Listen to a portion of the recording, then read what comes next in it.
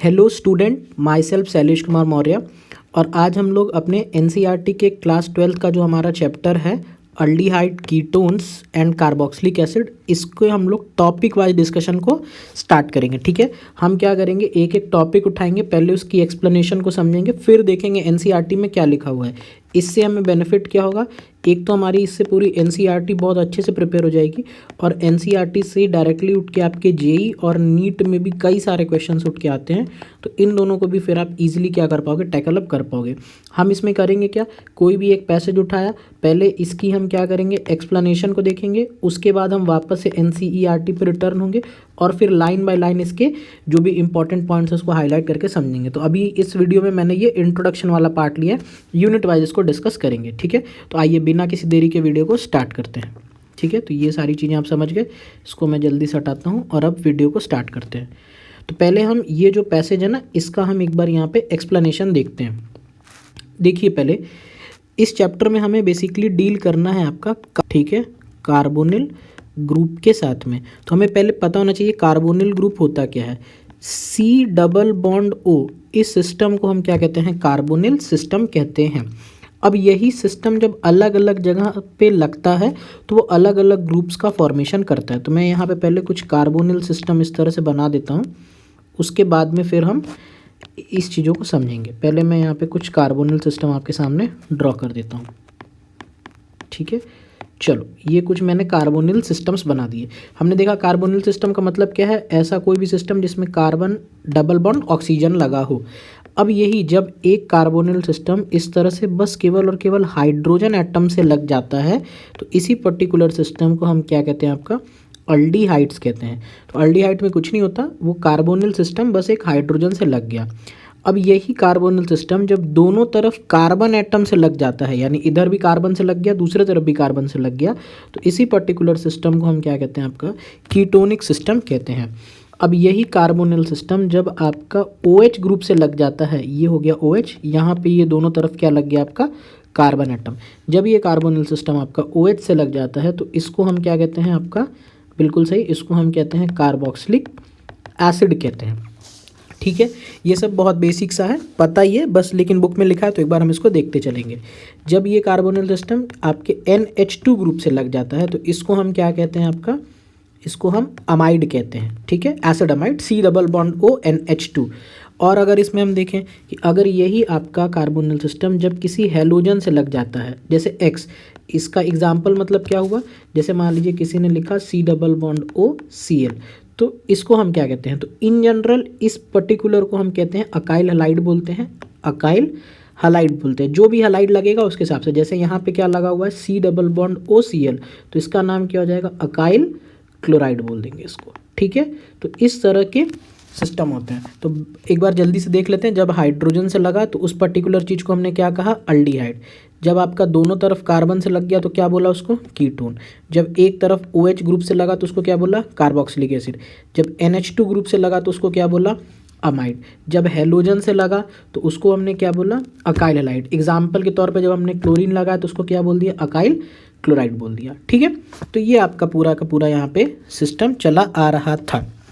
अब इसी तरह से आपके कुछ कार्बोनिल सिस्टम के कुछ डेरिवेटिव्स भी होते हैं। डेरिवेटिव्स का मतलब क्या है, जैसे मान लीजिए यहाँ पे मैंने लिखा C double bond O OR, ये ग्रुप लगा दिया। ठीक है, तो इसको हम क्या कहते हैं, इस पर्टिकुलर सिस्टम को हम कहते हैं एस्टर्स कहते हैं। ठीक है, जैसे C double bond O OCH3, तो ये क्या हो जाएगा, ये एक तरह का आपका एस्टर ग्रुप हो जाएगा, ये भी हमें पता है। तो यानी इसमें जो अलग से ग्रुप लगता है जब कार्बोनिल सिस्टम OR यानी मेथॉक्सी टाइप की लिंकेज OCH3 OC2H5 इस तरह की लिंकेज से लग जाए तो उसी पर्टिकुलर सिस्टम को हम क्या कहेंगे, आपका एस्टर्स कह देंगे।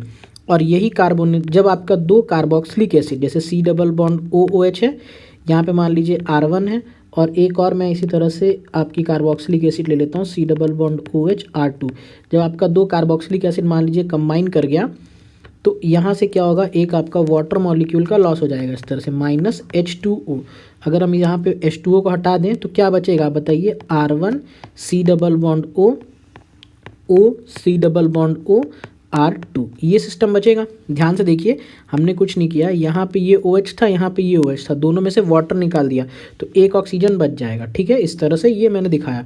तो ये जो सिस्टम बना आपका, ये जो सिस्टम बना C double bond O, O C double bond O, ये भी तो आपको नहीं लग रहा है कि ये जो कार्बोनिल वाला ग्रुप है उसी में कुछ ऐड कर दिया गया हो। देखिए ये हो गया carbonyl group C double bond, उसी में O C double bond O R जोड़ दिया गया हो।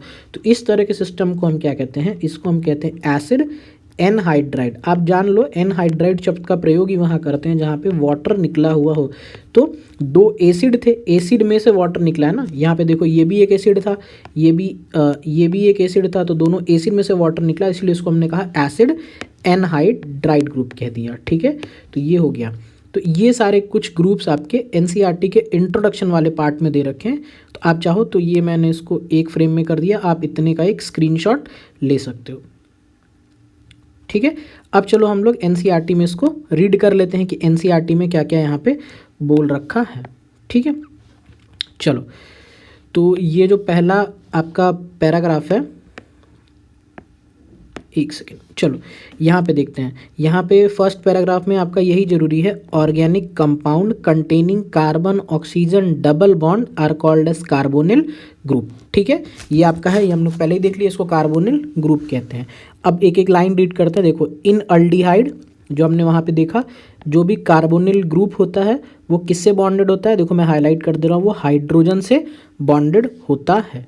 ठीक है, और देखो वहीं अगर दूसरी तरफ आप कीटोन्स की बात करो तो वहाँ पे क्या होता है, दोनों तरफ वो कार्बन एटम से बॉन्डेड होता है, जो यहाँ पे आप देख सकते हो। ये यहाँ पे मैंने आपको एक बार और शो कर दिया। ठीक है, ये वाली चीज़ें यहाँ पे आप देख सकते हो, ये डिस्कशन किया है यहाँ पे। ठीक है, चलो अब देखो नेक्स्ट आगे पढ़ते हैं।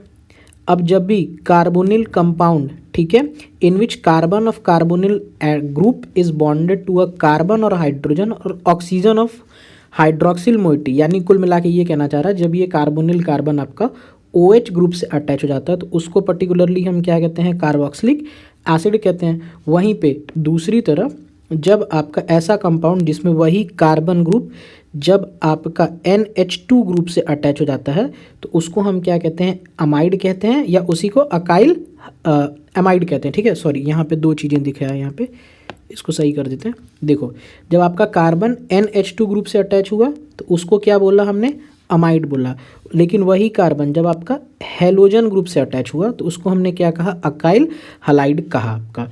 ठीक है, और लास्ट में यहाँ पे आप ये भी देख सकते हो, ये चीज़ भी दे रखी है, esters and anhydride are the derivative of the carboxylic acid, जो कि हमने देख लिया किस तरह से बना होता है। और यहाँ पे जो मैंने आपको स्ट्रक्चर्स बना के दिखाई वो NCERT में भी यहाँ पे दे रखी है कि किस तरह से अल्डिहाइड कौन सा है, कीटोन कौन सा है, कार्बोक्सिलिक एसिड कौन सा है, अकाइलाइड कौन सा है, अमाइड कौन सा है, एस्टर कौन सा है और एनहाइड्राइड। ठीक है, तो जो जो ग्रुप्स हैं आप उसको याद कर सकते हो।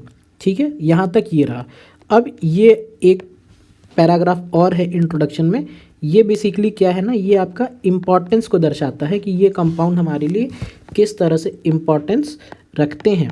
ठीक है, इसमें भी कैसे क्वेश्चन आते हैं ये भी मैं बताता हूँ आपको।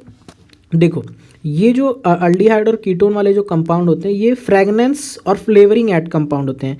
देखो यहाँ पे लिखा है, ये जो कंपाउंड होते हैं they add fragrance and flavour to the nature. For example, जो वेनिला होता है उसमें भी आपका अल्डिहाइड्स और कीटोन्स यानी कार्बोनिल कंपाउंड ही पाए जाते हैं। जो आपका सैलिसल्डिहाइड होता है जो कि फ्रॉम मियोडाउ स्वीट, पता नहीं ये क्या होता है, इसमें पाया जाता है, तो इसमें होता है। ठीक है, सिनेमल्डिहाइड जो कि पाया जाता है आपका सिनेमन में।